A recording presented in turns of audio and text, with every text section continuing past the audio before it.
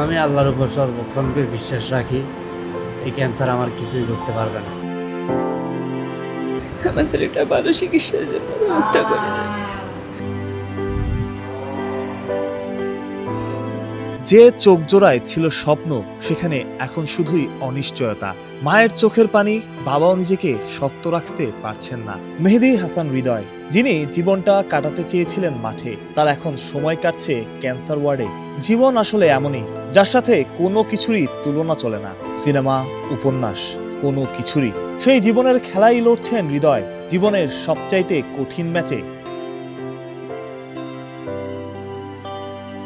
ফেনীর জেলা দল থেকে চট্টগ্রাম বিভাগীয় দলে স্বপ্নের মতোই ছুটছিলেন, তারপর সবকিছু থেকে ছিটকে যাওয়া। অসুস্থতার এক পর্যায়ে ধরা পড়ল ক্যান্সার। জীবনের সবচাইতে কঠিন লড়াইয়ের হৃদয়, তবে জানেন লড়তে হবে। জীবনের উইকেটে মানুষ যে বড্ড একা। আমি আল্লাহর উপর সর্বক্ষণকে বিশ্বাস রাখি, এই ক্যান্সার আমার কিছুই করতে পারবে না। আমি সম্পূর্ণ সুস্থ হইব, আবার মাঠে ফিরবো, লাল সবুজের জার্সি আমি গায়ে ইনশাল্লাহ গায়ে দিব। 2024 সালের শেষের দিকে এই বয়সভিত্তিক দলে ফেনী জেলার ডিস্ট্রিক্ট মধ্য 18 টিমে ট্রায়াল দিয়ে আমি ওইখানে টিকি। ডিস্ট্রিক্ট টিমে ভালো করি, চট্টগ্রাম ডিভিশনেও ভালো করি। প্রথম ম্যাচে উইকেট 2টা পাই, পরের 2 ম্যাচ আমার ড্রপ দেয়। এরপরে লাস্ট ম্যাচে খুলনার বিপক্ষে আমি আবার 5টা উইকেট পাই। তো ওইখান থেকে ক্রিকেট বলের সাথে যোগাযোগ বিচ্ছিন্ন। এরপরে তো অসুস্থ, এই ক্যান্সারের সাথে আজকে 3-4 মাস লড়তেছি। হৃদয় শক্ত থাকার চেষ্টা করছেন এমন অবস্থাতেও, তবে খুব স্বাভাবিকভাবেই ভেঙে পড়েছেন তার বাবা মা। ক্যান্সারের চিকিৎসার জন্য প্রয়োজন প্রচুর অর্থের। হৃদয়ের বাবা আবুল কাশেম নিরুপায় হয়েই চিঠি লিখেছেন বিসিবির সভাপতি তামিম ইকবাল বরাবর। আশা বড় হৃদয়ের তামিমের কাছে পৌঁছবে তার আকুতি। আমার ছেলের জন্য অতদিন পর্যন্ত যতটুক পেরেছি ততটুক চিকিৎসা চালিয়ে গেছি।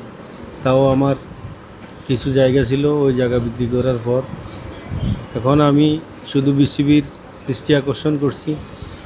মেহেদী আমার ছেলে নয়, আপনাদেরই ছেলে।